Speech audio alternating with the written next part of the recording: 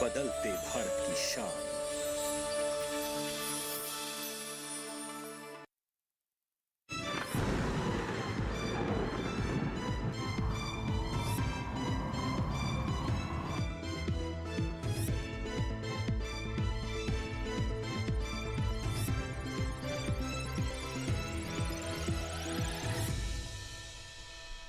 नमस्कार, आप देख रहे हैं दूरदर्शन किसान मौसम खबर में आप सभी का स्वागत है। मैं हूं आपके साथ ज्योत्सना। मौसम खबर में जानेंगे कहां होगी बरसात, कहां रहेगा मौसम साफ, कैसी रहेगी तापमान की स्थिति, साथ ही किसानों के लिए कृषि सलाह भी। लेकिन शुरुआत करते हैं आज की 5 बड़ी खबरों के साथ। जी हां, कुछ ऐसे 5 राज्य आपको बताएंगे जहां पर किस तरह का जो है वो मौसम रहने वाला है अगले 24 से 48 घंटों के दौरान। तो आइए यहाँ पर सबसे पहले हम शुरुआत करते हैं उत्तराखंड से। तो यहाँ पर 9 और 10 नवंबर को कहीं कहीं जो है वो बरसात हो सकती है। इसके बाद बारी आती है हरियाणा की। तो यहाँ पर 9 नवंबर को हल्की वर्षा होने के अनुमान है। इसके बाद आइए बढ़ते हैं आगे, बात करते हैं पश्चिमी राजस्थान की। तो यहाँ पर भी 9 नवंबर को कहीं कहीं हल्की वर्षा की उम्मीद है। इसके बाद आइए आपको जानकारी देते हैं दिल्ली की। तो यहाँ पर भी 9 नवंबर को कहीं कहीं बारिश संभव है। और इसके बाद अंत में जायजा लेते हैं केरल का। तो यहाँ पर अगले 2 दिन भारी बरसात के संकेत जताए जा रहे हैं। तो बड़ी खबर के बाद अब बारी आती है आपको मौसम अलर्ट के बारे में बताने की, यानी कि मौसम विभाग द्वारा कौन कौन से ऐसे राज्य हैं जिनके लिए चेतावनी जारी की गई है, जहां पर सावधानी जो है वो बरतने की आवश्यकता है। इसके बारे में आपको जानकारी देते हैं। यहाँ पर हम रुख करेंगे दक्षिण भारत का। तो यहाँ तटीय आंध्र प्रदेश, रायलसीमा और तेलंगाना में जो है वो नजर बनाए रखने की आवश्यकता है, क्योंकि यहाँ पर जो है वो काफी भारी जो है वो बरसात हो सकती है। इसके बाद बात करते हैं हम यहाँ तमिलनाडु पुडुचेरी की। तो यहाँ पर जो है तेज हवाओं के साथ वर्षा होने की संभावना है। इसके बाद बढ़ते हैं आगे और रुख कर लेते हैं केरल का। तो यहाँ पर भी जो है वो वर्षा होने के आसार लगाए जा रहे हैं। कर्नाटक के जो भीतरे और तटीय इलाके हैं यहाँ पर भी जो है वो अगले 24 से 48 घंटों के दौरान बरसात हो सकती है। शेष राज्यों में मौसम साफ रहेगा। और अब बारी आती है मौसम पूर्वानुमान की, यानी कि अगले 24 से 48 घंटों के दौरान देश के किस हिस्से में होगी बरसात और कहाँ रहेगा मौसम साफ।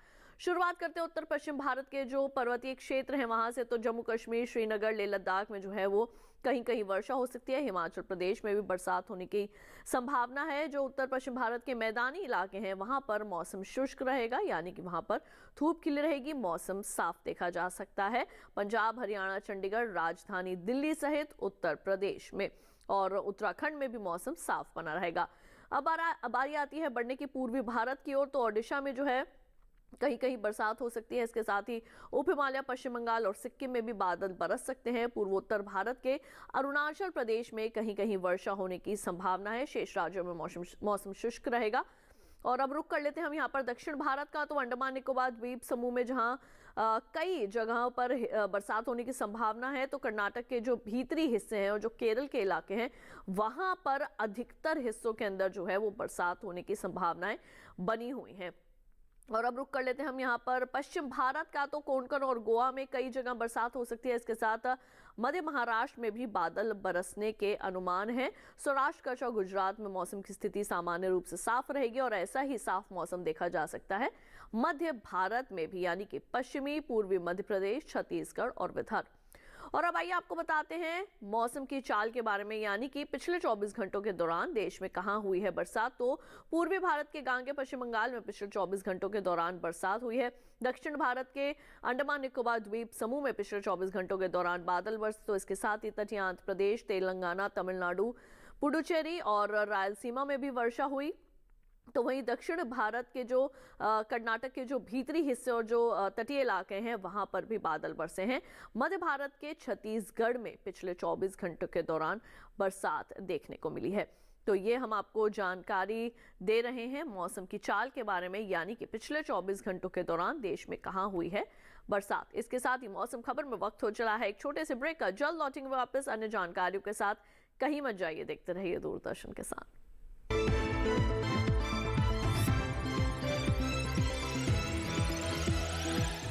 रोज सब्जी का स्वाद बढ़ाए और घर वालों का प्यार पाए। गोल्डी सब्जी मसाले, जहाँ जाए रिश्ते बनाए, गोल्डी मसाले।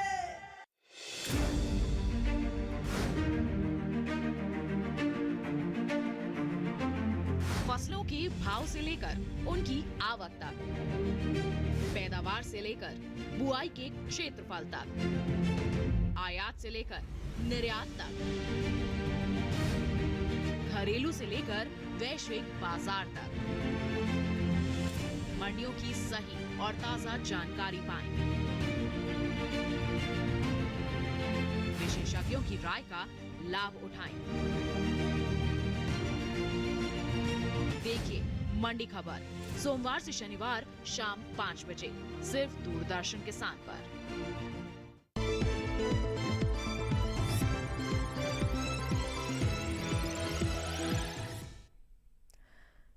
ब्रेक के बाद एक बार फिर आप सभी का स्वागत है दूरदर्शन किसान के मौसम खबर में। मौसम खबर में आइए बढ़ते हैं आगे और अब बात कर लेते हैं तापमान की स्थिति की, यानी कि 24 से 48 घंटों के दौरान कहां किस तरीके का तापमान जो है वो रहा। सबसे पहले हम यहां पर शुरुआत करेंगे अधिकतम तापमान की स्थिति के साथ।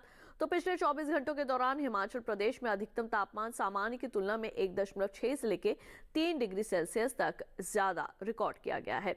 इसके बाद यहाँ पर बारी आती है आपको जानकारी देने की ओडिशा के बारे में। तो यहाँ पर भी अधिकतम तापमान जो है वो सामान्य की तुलना में 1.6 से लेकर 3 डिग्री सेल्सियस तक ज्यादा रिकॉर्ड किया गया। पूर्वोत्तर भारत के अरुणाचल प्रदेश में भी ऐसा ही तापमान देखने को मिला है। तो वहीं दूसरी ओर नागालैंड, मणिपुर, मिजोरम और त्रिपुरा में भी अधिकतम तापमान में वृद्धि दर्ज की गई है।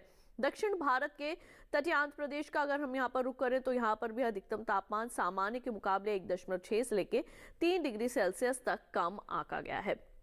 और अब बढ़ते हैं आगे और अब आपको जानकारी देते हैं हम दक्षिण कर्नाटक के जो भीतरी हिस्से हैं इसके बारे में। तो यहाँ पर जो है अधिकतम तापमान सामान्य के मुकाबले 1.6 से लेकर 3 डिग्री सेल्सियस तक ज्यादा रिकॉर्ड किया गया और केरल में भी अधिकतम तापमान की ऐसी स्थिति देखने को मिली है। तो वहीं पूर्वी राजस्थान और पूर्वी मध्य प्रदेश के अगर जायजा लें तो यहाँ पर भी अधिकतम तापमान सामान्य के मुकाबले 1.6 से लेकर 3 डिग्री सेल्सियस तक ज्यादा रिकॉर्ड किया गया है। पश्चिमी मध्य प्रदेश में भी ऐसा ही तापमान देखने को मिला। सौराष्ट्र और कच्छ में भी अधिकतम तापमान सामान्य की तुलना में 1.6 से लेकर 3 डिग्री सेल्सियस तक ज्यादा दर्ज किया गया है। अब जायजा ले लेते हैं हम यहाँ पर छत्तीसगढ़ का। तो यहाँ छत्तीसगढ़ में जो अधिकतम तापमान है वो सामान्य की तुलना में 3.1 से लेकर 5 डिग्री सेल्सियस तक ज्यादा दर्ज किया गया। तो वहीं पश्चिमी राजस्थान में अधिकतम तापमान में 1.6 से लेकर 3 डिग्री सेल्सियस तक की कमी जो है वो दर्ज की गई है। ये हम आपको जानकारी दे रहे हैं अधिकतम तापमान के बारे में। और इसी के साथ आपको बता दें कि सौराष्ट्र और कच्छ के पोरबंदर में सबसे ज्यादा तापमान 37.4 डिग्री सेल्सियस रिकॉर्ड किया गया है। अधिकतम तापमान के बाद अब बारी आती है बात करने की न्यूनतम तापमान की स्थिति के बारे में भी। तो पश्चिमी उत्तर प्रदेश में न्यूनतम तापमान सामान्य की तुलना में 1.6 से लेकर 3 डिग्री सेल्सियस तक कम रिकॉर्ड किया गया है। और अब बढ़ते हैं आगे और अब हम यहाँ रुक कर लेते हैं पूर्वी मध्य प्रदेश का। तो यहाँ पर भी न्यूनतम तापमान में जो है वो कमी दर्ज की गई है और विदर्भ में भी न्यूनतम तापमान 1.6 से लेकर 3 डिग्री सेल्सियस तक कम आंका गया है। न्यूनतम तापमान की तमाम जानकारियां जो है वो हम आप तक पहुंचा रहे हैं। इसके साथ ही आपको बता दें कि सौराष्ट्र और कच्छ में जो न्यूनतम तापमान है वो 3.1 से लेकर 5 डिग्री सेल्सियस तक सामान्य की तुलना में ज्यादा रिकॉर्ड किया गया है। और अब आइए आपको बता देते हैं पश्चिमी राजस्थान के बारे में। तो यहाँ पर न्यूनतम तापमान सामान्य की तुलना में 3.1 डिग्री सेल्सियस से लेकर 5 डिग्री सेल्सियस तक ज्यादा रिकॉर्ड किया गया है। और इसके बाद अब आपको बता देते हैं कि पश्चिमी उत्तर प्रदेश के बरेली में जो है वो न्यूनतम तापमान 12.4 डिग्री सेल्सियस रिकॉर्ड किया गया। ये तो कुछ राज्य हैं जिनके बारे में हमने आपको जानकारी दे दी है। इसके साथ ही बढ़ते हैं आगे और देश के शेष राज्यों के बारे में लेते हैं तापमान का हाल।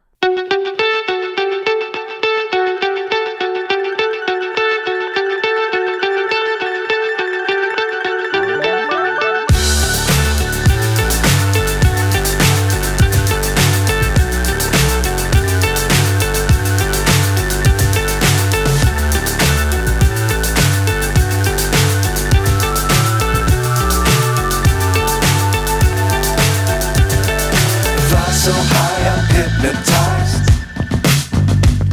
What's up is down, what's left is right. Chasing stars and holding you.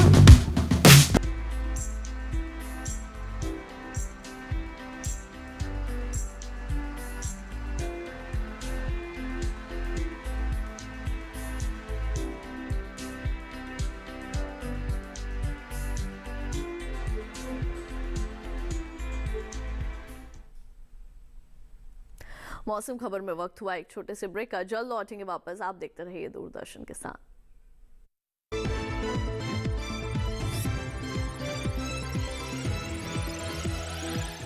रोज सब्जी का स्वाद बढ़ाए और घर वालों का प्यार पाए। गोल्डी सब्जी मसाले। जहाँ जाए रिश्ते बनाए गोल्डी मसाले।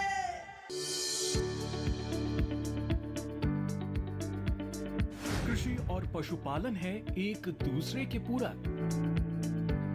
घर आंगन से लेकर व्यावसायिक फार्म तक,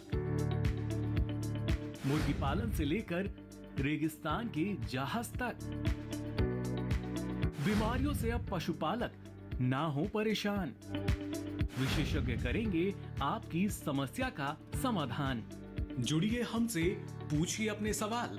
ईमेल के जरिए भी आप हमारे साथ जुड़ सकते हैं। हमारी ईमेल आईडी है ddkisanapc@gmail.com। हमारे टोल फ्री नंबर हैं 1800-113060 और 1800-113061। देखिए अपना पशु चिकित्सक हर रविवार शाम 6:30 बजे दूरदर्शन किसान चैनल पर।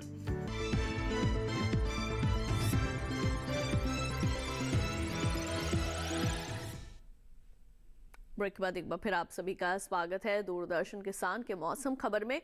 अब आइए बढ़ते हैं आगे और अब बारी आती है आपको ये बताने की कि वायु गुणवत्ता सूचकांक के आधार पर किस तरीके की वायु जो है वो हमारे देश के कुछ शहरों में मापी गई है, जिसमें सबसे पहले बारी आती है राजधानी दिल्ली की। 392 जो है वो यहाँ पर वायु गुणवत्ता सूचकांक के आधार पर ये मापी गई है, जो कि एक खराब स्थिति में थोड़ा इसको देखा जा सकता है। इसके साथ ही पुणे की अगर बात करें तो 47 है, यहाँ पर स्थिति अच्छी देखी जा सकती है। इसके साथ ही बढ़ते हैं आगे और अब बात कर लेते हैं मुंबई की। 179 जो है वो यहाँ पर वायु गुणवत्ता सूचकांक के आधार पर यहाँ की वायु मापी गई है। ये एक संतोषजनक स्थिति में आती है। कोलकाता की 188 है, इसको भी संतोषजनक स्थिति में देखा जा सकता है, यानी कि यहाँ पर भी जो है वो प्रदूषण का स्तर अच्छा खासा बढ़ा हुआ है। बेंगलुरु की अगर बात करें तो 54 है यहाँ पर, और ये एक अच्छी स्थिति में देखी जा सकती है। लगातार वर्षा के तहत यहाँ पर जो प्रदूषण का स्तर है वो थोड़ा कम है। यहाँ पर खराब स्थिति में देखा जा सकता है पटना को, क्योंकि यहाँ पर जो वायु गुणवत्ता सूचकांक के आधार पर है वो है 312। बढ़ते हैं आगे, 153 है अहमदाबाद की, और इसे एक संतोषजनक स्थिति में देखा जा सकता है। और अब बारी आती है पर्यटन पूर्वानुमान के बारे में आपको जानकारी देने की। कहां कहां आप जा सकते हैं, वहां का मौसम और तापमान का हाल। जम्मू कश्मीर के कटरा से आइए यहाँ पर शुरुआत करते हैं। बुधवार को यहाँ पर थोड़ी बदली छाई रहेगी। अधिकतम तापमान रहेगा 25 डिग्री सेल्सियस, न्यूनतम तापमान रहेगा 13 डिग्री सेल्सियस। गुरुवार को यहाँ पर बादल बरस सकते हैं। अधिकतम तापमान 22, न्यूनतम 14। अधिकतम तापमान की स्थिति एक जैसी ही रहेगी शुक्रवार को, लेकिन यहाँ पर शुक्रवार को बिजली की चमक के साथ वर्षा होने की संभावना है। उत्तराखंड के चमोली की अगर बात करें तो यहाँ पर कहने को तो धूप जो है वो यहाँ खिली रहेगी। बुधवार को भी अच्छी यहाँ तो धूप देखी जा सकती है। 27 डिग्री सेल्सियस अधिकतम तापमान, 10 डिग्री सेल्सियस रहेगा न्यूनतम तापमान गुरुवार को, लेकिन यहाँ थोड़ी बदली छाई रहेगी। और ऐसा ही मौसम शुक्रवार को भी देखा जा सकता है, जहाँ अधिकतम तापमान रहेगा 25 डिग्री सेल्सियस, न्यूनतम रहेगा 10 डिग्री सेल्सियस। शनिवार को यहाँ धूप खिली रहेगी। उत्तर प्रदेश के मथुरा वृंदावन की बात करें तो यहाँ पर थोड़े बादल जो है वो छाए रह सकते हैं बुधवार से लेके शनिवार तक। अधिकतम तापमान की अगर बात करें तो 33 डिग्री सेल्सियस रहेगा बुधवार और गुरुवार को। शुक्रवार और शनिवार को रहेगा 32 डिग्री सेल्सियस। न्यूनतम तापमान की अगर बात करें तो बुधवार और गुरुवार को रहेगा यहाँ न्यूनतम तापमान 19 डिग्री सेल्सियस और बाकी के दोनों दिन रहेगा 18 डिग्री सेल्सियस। बढ़ते हैं आगे, मध्य प्रदेश के खजुराहो की अगर बात करें तो यहाँ पर भी थोड़े बादल जो है वो छाए रह सकते हैं। थोड़ी धुंध जैसी स्थिति यहाँ देखने को मिल सकती है। बुधवार से लेके शनिवार तक यहाँ पर अधिकतम तापमान में कोई खास बदलाव नहीं है। 33 से 32 डिग्री सेल्सियस तक जो है वो जा सकता है। और न्यूनतम तापमान जो है वो चारों ही दिन बना रहेगा एक जैसा, यानी कि 17 डिग्री सेल्सियस रिकॉर्ड किया जा सकता है।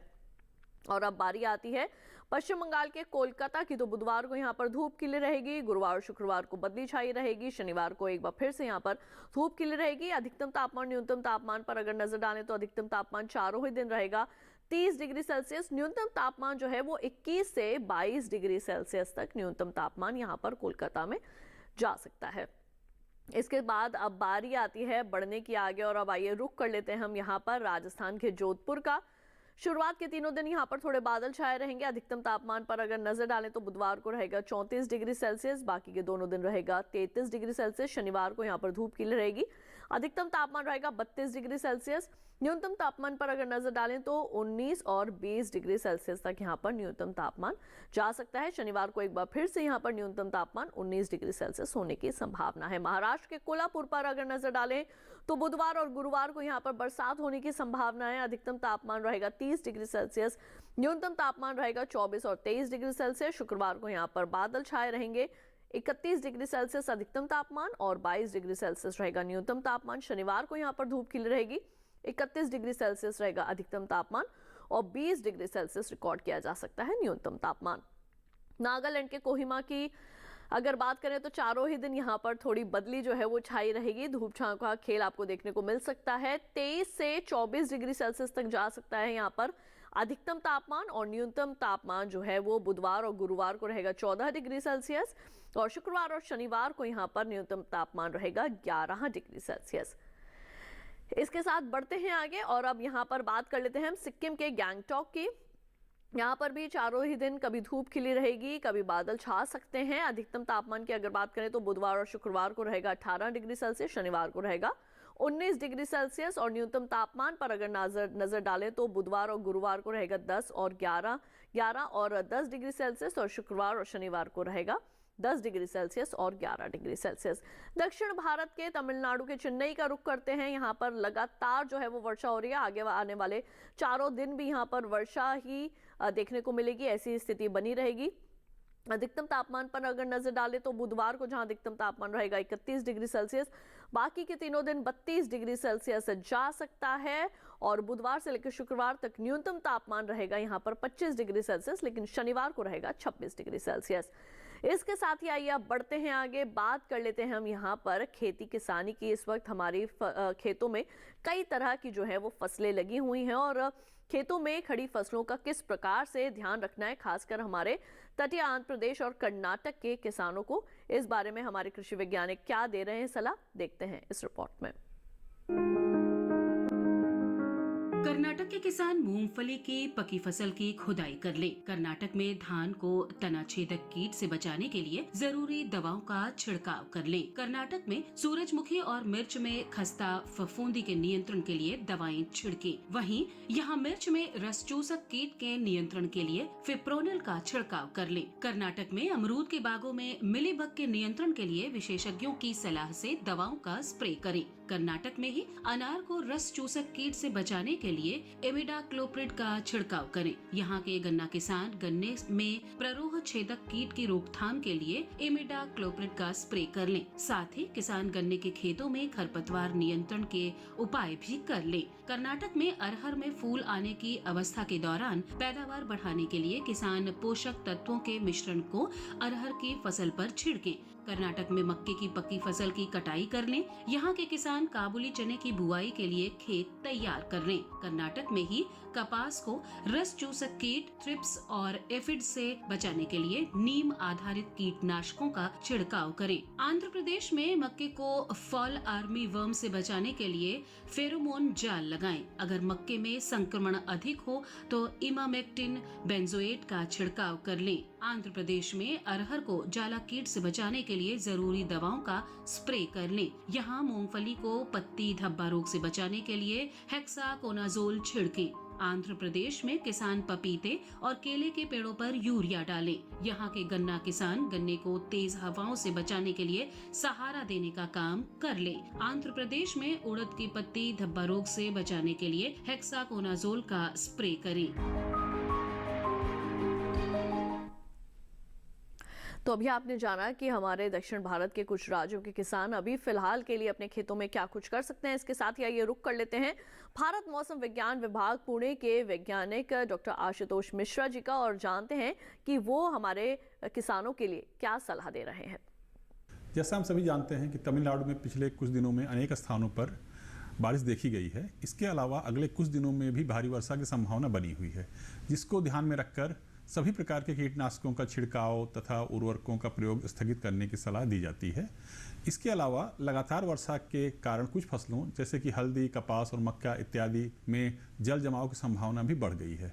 इसके लिए इन फसलों में जल के निकास हेतु समुचित व्यवस्था करने की सलाह दी जाती है। गन्ने के पौधों को गिरने से बचाने हेतु ऐसे पौधे जिनको रोपण के 5 माह पूर्ण हो चुके हों, उनके 4-5 सूखे हुए पत्तों को मिलाकर एक दूसरे से बांध दें, जिससे उनके गिरने की संभावना कम हो जाए। अब बात करते हैं तमिलनाडु से सटे हुए दूसरे राज्य केरल की। वहाँ पर भी आगामी कुछ दिनों के दौरान अनेक स्थानों पर बारिश के साथ तेज हवाएं चलने की संभावना है। इसको देखते हुए किसान भाइयों को अदरक, धान, केले एवं सब्जियों के खेतों में जल निकासी की उचित व्यवस्था करने की सलाह दी जा रही है। इसके अलावा नारियल के पौधों में पौध सुरक्षा उपाय स्थगित करने की सलाह भी दी जाती है। उत्तरी केरल क्षेत्र में केले और टमाटर के पौधों को सहारा प्रदान करने की सलाह भी दी जा रही है। आंध्र प्रदेश में जिन स्थानों पर मौसम साफ बना हुआ है, उन स्थानों पर अरंडी की कटाई जारी रखें। धान की नर्सरी तथा मूंग, उड़द, मूंगफली और मक्के की बुआई भी कर सकते हैं। तेलंगाना के लिए परिपक्व सोयाबीन की कटाई करने के लिए समय उपयुक्त है। इसके साथ साथ यह भी सुनिश्चित कर लें कि कटाई की गई उपज को ओस से होने वाले नुकसान से बचाने के लिए रात के समय तारपोलिन से ढकना कतई न भूलें। इसके अलावा मूंगफली, मक्का, ज्वार, मूंग, उड़द, अरहर और सरसों इत्यादि की बुआई करने के लिए भी यह समय पूर्णतया उपयुक्त है। कर्नाटक में धान की कटाई के बाद मिट्टी की अवशिष्ट नमी का उपयोग करते हुए मूंग, उड़द और सेम की बुआई भी कर सकते हैं। इस माह में सब्जियों जैसे फूल गोभी, टमाटर, आलू, बैगन, मटर आदि की बुआई संपूर्ण कर लें। इसके अलावा मूंगफली, मक्का, ज्वार, मूंग, उड़द, अरहर और सरसों की बुआई करने की सलाह भी दी जा रही है। तो अभी आपने हमारे वैज्ञानिक से कुछ विशेष जानकारियां हासिल की। इसके साथ ही बढ़ते हैं आगे और अब बात कर लेते हैं आज की फसल की। आज के फसल में हम आपको जानकारी देने वाले हैं धनिये के बारे में। जी हाँ, धनिये की खेती पूरे साल भर की जा सकती है और इसका इस्तेमाल 2 तरह से किया जा सकता है, पत्ती के रूप में और बीज के रूप में। तो किस तरीके से करनी है धनिये की खेती और कौन कौन सी ऐसी विशेष बातें हैं जिनको ध्यान में रखना है आवश्यक, जानते हैं इस खास रिपोर्ट में। धनिये की खेती के लिए दोमट मिट्टी सबसे अच्छी मानी जाती है। इसे अच्छे जीवांश युक्त भारी भूमि में भी उगाया जा सकता है। खेत में जल निकासी का उचित इंतजाम जरूरी है। बोने से पहले खेत को अच्छी तरह जोत ले और मिट्टी को भुरभुरा बना ले, साथ ही मिट्टी को समतल कर ले। आखिरी जुताई में 100 से 120 क्विंटल प्रति हेक्टेयर की दर से गोबर की खाद मिला दे। बीज की मात्रा बुआई और सिंचाई की दशा पर निर्भर करती है।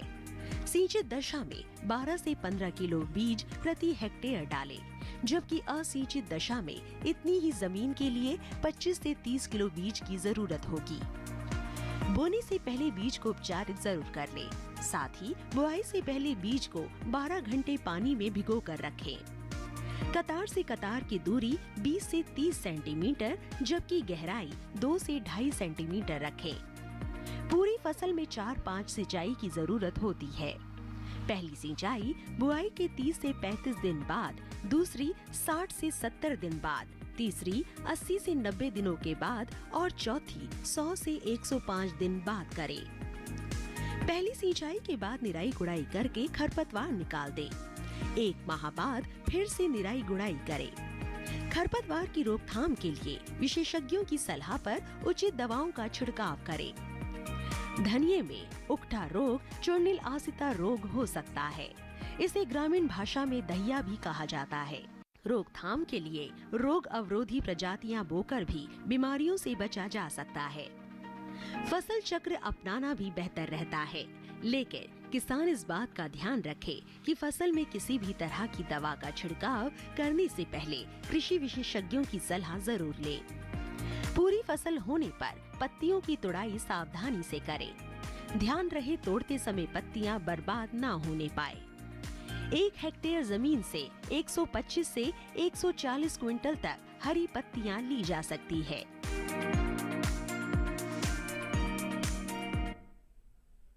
तो अभी आपने धनिये की खेती से संबंधित तमाम विशेष जानकारियां हासिल की। इसके साथ ही आपको बता दें कि अगर आप मौसम खबर को दोबारा देखना चाहते हैं तो टीवी स्क्रीन पर दिखाया जा रहा है इस QR कोड को स्कैन कीजिए। इससे आप सीधे हमारे YouTube चैनल पर चले जाएंगे, वहां जाकर आप ले सकते हैं मौसम का हाल मौसम खबर के साथ। और इसके साथ ही आज के लिए मौसम खबर में बस इतना ही। उम्मीद है मौसम खबर से आप सभी को मदद मिल रही होगी। मौसम का ताज़ा हाल और कृषि सलाह लेकर फिर होंगे हाजिर। देखते रहिए दूरदर्शन किसान और मुझे दीजिए इजाजत। नमस्कार।